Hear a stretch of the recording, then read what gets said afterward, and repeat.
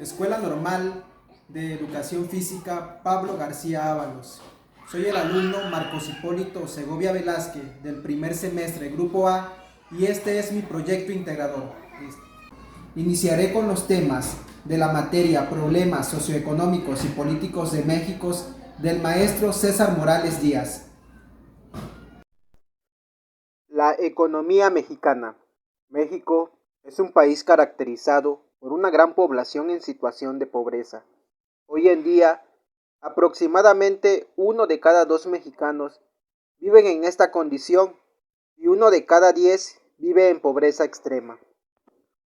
La economía de México está diversificada, incluyendo industrias de alta tecnología, producción de petróleo, explotación de minerales y manufactura. La economía de México está basado en el mercado libre orientado a las exportaciones. Es la primera economía de Hispanoamérica, la segunda de América Latina y la tercera economía de mayor tamaño de América, después de Estados Unidos y Brasil. Perspectivas del desarrollo social en México para el 2030. La visión México 2030 es una apuesta en común del México que anhelamos. Es un proyecto de país de largo alcance y una propuesta que da certeza sobre el destino que queremos alcanzar como nación. Estado de Derecho y seguridad. Las familias desean vivir tranquilas y en paz. Economía competitiva y empleos. Los mexicanos queremos alcanzar una mejora sustancial en nuestra calidad de vida. Igualdad de oportunidades. La pobreza es una situación que indigna a los ciudadanos. Salud y educación. La educación de calidad es la herramienta que permitirá a los mexicanos enfrentar con éxito los retos del futuro. Sustentabilidad ambiental. Queremos que los recursos de México duren para siempre. Democracia y política exterior. La transparencia es indispensable para la consolidación de la vida democrática. Movimientos sociales. Los movimientos sociales los realizan ciertos grupos para alcanzar determinados objetivos. Pueden ser muy amplios o muy pequeños, según el momento o las circunstancias. En este punto, vale la pena señalar que en México, aunque no se han dado en los últimos años importantes movimientos sociales, como Yo Soy 132, Ayotzinapa, no es la mayoría de la sociedad la que organiza y moviliza.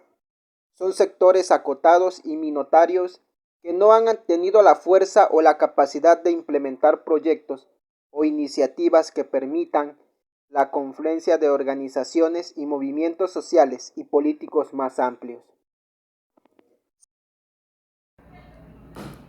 A continuación, voy a hablar sobre los temas de la materia Historia de la Educación Física impartida por la doctora María del Pilar Torruco Hernández. El deporte en la Edad Media. La actividad deportiva en la Edad Media fue escasa y no muy conocida. Los deportes y juegos que se practicaban estaban directamente relacionados con la caza y la guerra, aunque también se practicaron algunos juegos emparentados con el tenis, el fútbol y el golf. En la Alta Edad Media, desde la caída del Imperio Romano, la actividad deportiva es prácticamente desconocida y la Iglesia estaba en contra de todo aquello que produciera placer y servía para mejorar el cuerpo. Uno de los deportes más representativos fueron las justas de caballeros. Estos se enfrentaban con lanza en ristre y el caballo lanzado al galope en los torneos que se realizaban en los castillos de los señores feudales. En muchas regiones del mundo medieval se practicó el tiro con arco como deporte, en distintas modalidades. En China lo practicaban en calles solitarias de las ciudades. Los mongoles eran excelentes arqueros y hacían competencias a caballo. Los turcos, con sus potentes brazos, realizaban torneos a distancia y otros disparaban a un trofeo colocado en lo alto de un poste. La actividad física en la época colonial. En esta época no existía un sistema de educación física. La religión predominante en este periodo prohibía la práctica de juegos y deportes, pues los consideraba pecaminosos. La actividad física que llevaba a cabo se canalizaba a través del trabajo arduo en granjas y en construcciones de viviendas y pueblos. Académicamente, tampoco era de importancia la práctica de deportes. Se pensaba que practicar ejercicios era perder el tiempo para los estudiantes. La educación física en la época postrevolucionaria. Al concluir el movimiento armado en 1921, empezó un periodo de la política mexicana marcado por el deceso de la reconstrucción del Estado mexicano. El proyecto educativo postrevolucionario se planteó como problema fundamental no solo alfabetizar a las masas, sino transformar las prácticas culturales y cotidianas de la población en la búsqueda de la anhelada ciudadanía moderna. Podemos señalar que al concluir la Revolución Mexicana en 1921, comenzó una etapa de reconstrucción nacional que retomó y reinterpretó varios imperativos culturales al finales del siglo XIX, especialmente en lo relativo a la intervención del Estado en las relaciones familiares. Esta vinculación del ejercicio físico con los proyectos nacionalistas fue parte de un proceso político y cultural más extenso que involucró a algunos países de Europa Occidental. En 1924, México, junto con otros países, participó por primera vez en los Juegos Olímpicos con una delegación de 18 deportistas varones, la gran mayoría de ellos profesores de la Escuela Elemental de Educación Física. En 1923 se creó la Dirección de Educación Física en la SED. Además, se crearon muestras gimnásticas especiales para comunidades extranjeras. Para lograr constituir a los deportes en actos públicos, el Estado mexicano promovió una política educativa en la que los maestros de educación física se convirtieron en los agentes propagadores del nacionalismo mexicano.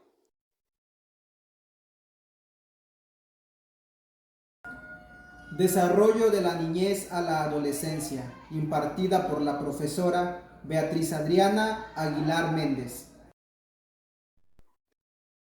Pubertad es el momento de la vida cuando un niño o una niña madura sexualmente.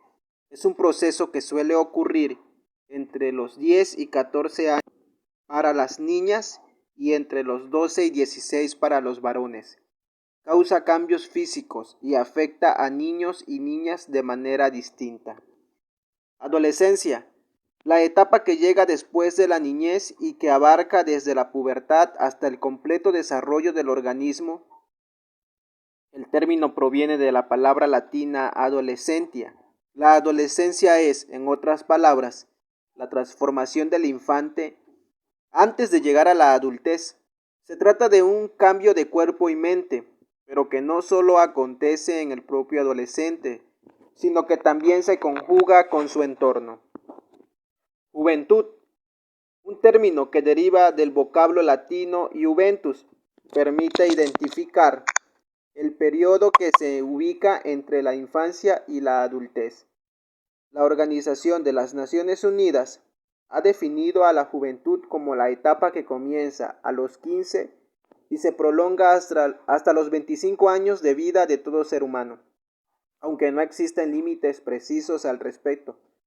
En la juventud, el individuo se encuentra desarrollado a nivel sexual y físico, pero carece aún de la madurez emocional que se requiere para enfrentar los conflictos de la vida adulta. Repercusiones físicas y emocionales de la pubertad.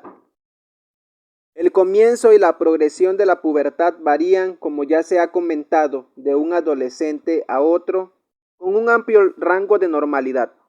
En los últimos 150 años, la pubertad se ha ido iniciando a edades cada vez más tempranas. La pubertad es una parte normal de la vida. Sin embargo, es muy común sentir ansiedad, entusiasmo y confusión al respecto. Las repercusiones físicas que puedes sentir en la pubertad son el empezar a sudar más y tu cuerpo puede comenzar a tener olor. Te puede salir acné, crecer vello facial, vello en las axilas y vello alrededor de tus genitales. La voz se vuelve más grave y profunda, tu pene y testículos se agrandan, Puede crecer vello en tu cara, como ya te había comentado, pecho y espalda. Los hombros se ensanchan. En las chicas los senos crecen y las caderas también. Los labios vaginales pueden cambiar de color y volverse más grande. Comienzas a tener menstruación. Durante la pubertad puede que comiences a tener más pensamientos y deseos sexuales. La pubertad puede ser un momento confuso de tu vida. Las emociones parecen estar fuera de control. Un minuto te sientes en la cima del mundo y al siguiente sientes que estás en un hueco profundo.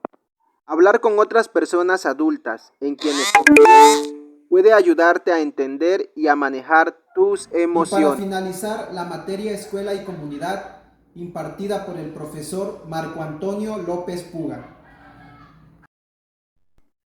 Observación participante y no participante. En la observación participante es el tipo de observación principal y más extendido. Esta involucra la interacción entre el investigador y usuario. En la observación no participante, esta consiste realmente en contemplar lo que está sucediendo y registrar los hechos vistos. Entrevista y encuesta. La entrevista es una conversación que se propone con un fin determinado, a diferencia de una conversación casual. La encuesta es un instrumento cuantitativo mediante el que se recolecta y analiza una serie de datos obtenidos mediante una muestra representativa. Relación de la escuela en y con la comunidad. Es un intercambio entre la educación y su contexto.